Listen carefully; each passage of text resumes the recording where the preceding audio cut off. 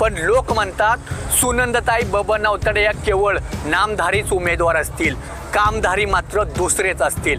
रतनचंद शहा यांचं नाव वापरून लोकांची मतं घेण्यावधीची उलाढाल देखील होत आहे, तरी देखील ती तोट्यात दाखवली गेली। किसनलाल मर्दा यांचं नाव कोणी पुसून टाकलं? आता तिथं कोणाचं नाव झळकतंय? हे मंदिर पाडताना बाळूमामाच्या भक्ताला देखील किती वेदना होत असतील। मंगळवेढा संतांची भूमी, संतांच्या नावाने या पवित्र भूमीला ओळखलं जातं। संत हे नेहमी मानवाच्या कल्याणासाठी आपलं उभं आयुष्य चंदनासारखे भिजवत होते, पण याच संतांच्या नगरीतील राजकीय मंडळी जनतेच्या हितासाठी काही थोडेफार तरी झटतात का? जनतेचे आपण काही देणं लागतो याची जाणीव तरी इथल्या राजकीय मंडळींना आहे का? नगरपालिका निवडणुकीच्या निमित्ताने आपण आता यावरही थोडासा प्रकाश टाकूया। खरं तर यापूर्वी जगताप यांच्याकडे नगरपालिकेची जबाबदारी सोपवली होती। त्या कार्यकाळात त्यांनी केलेली लोकहिताची कामे हे समाधानकारक झालं असल्याचं नागरिकांमधून एकंदरीत बोललं जात आहे। आता मात्र जनतेचे हित पाहणारे फक्त निवडणुकापुरतेच बाहेर पडत असल्याचं देखील म्हटलं जात आहे। खरं तर मंगळवेढाकरांनी हा प्रश्न स्वतःलाच विचारायला हवा आणि त्यांचं अंतर्मन देखील काय उत्तर देतं हे मानायलाच हवं। कारण अंतर्यात्मा नेहमी खरं बोलत असतोय, पण हाच अंतर्यात्मा आता सांगतोय आणि विचारतोही। लोक म्हणतायत जे ज्यांनी कारभार पाहत होते ते आतापर्यंत विकासाचा नव्हता, तो केवळ गुंडशाहीचा होता। संतांच्या नगरीत गुंडशाहीचा प्रभाव कोणालाच मान्य होत नसतोय। विजापूर रोडवरील असलेल्या एका शेतातील संत बाळूमामाचं मंदिर पाडून त्या ठिकाणी जमिनीचा ताबा कोणी घेतला? संतांच्या मंदिरात एका संतांच्या मंदिराची ही अवस्था। हे मंदिर पाडताना बाळूमामाच्या भक्ताला देखील किती वेदना होत असतील आणि त्यांच्या हृदयाला देखील किती पीळ पडत असतील, याचा विचार कोणी केला काय? एवढी मोठी मंगळवेढा बाजार समिती आहे, कोट्यावधीची उलाढाल देखील होत आहे, तरी देखील ती तोट्यात दाखवली गेली आहे। मग हे पाप कुणाचं आहे? नगरपालिकेत 99 वर्षाचा करार करून खुली जागा घेतली असा सवाल देखील आता लोक विचारू लागले आहेत। आणि एवढंच काय तर ग्रामपंचायत आणि नगर परिषदेच्या काळात ठेकेदारी करत अर्धवट कामांची बिलं देखील कोणाच्या घशात गेली? या प्रश्नाचं उत्तर नागरिकांना आता हवं आहे। लोकांच्या भावनेला हात घालून मतं विकण्याचा किंवा मिळवण्याचा धंदा नक्की कोणी केलाय? स्वर्गीय आमदार किसनलाल मर्दा यांच्या फोटोचा वापर निवडणुकीसाठी केलाय का?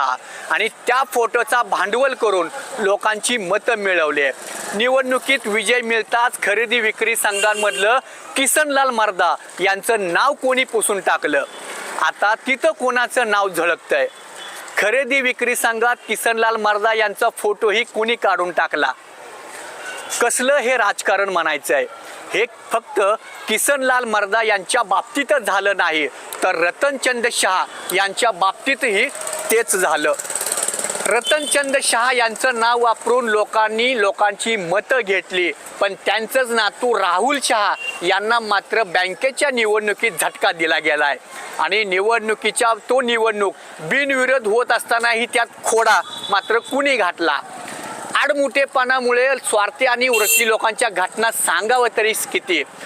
कोळसा हा किती उगवला तरी काळच असणार, कावळ्याला किती मेकअप केलं तरी तो गोरा होईल काय?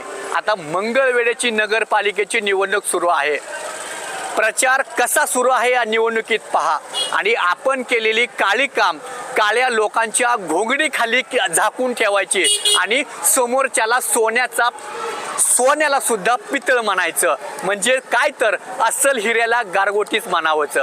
आता असं लोक कोणी म्हटल्यावर लोक कुणाला हसतील हे काही वेगळं सांगायला नको।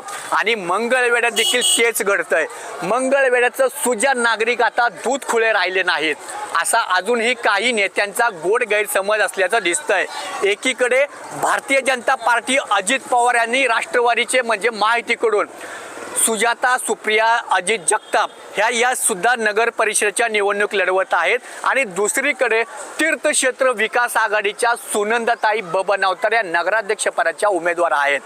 पण लोक म्हणतात सुनंदाताई बबन अवतडे या केवळ नामधारीच उमेदवार असतील, कामधारी मात्र दुसरेच असतील. असं काय तर गाडी एकाच्या नावावर वापरणार आणि दुसरेच वापरणार. मग अशा परिस्थितीत मंगळवेढेची बिघडलेली गाडी सुरू होणार कशी आणि चालू झाली असली तरी मग चालवणार कशी?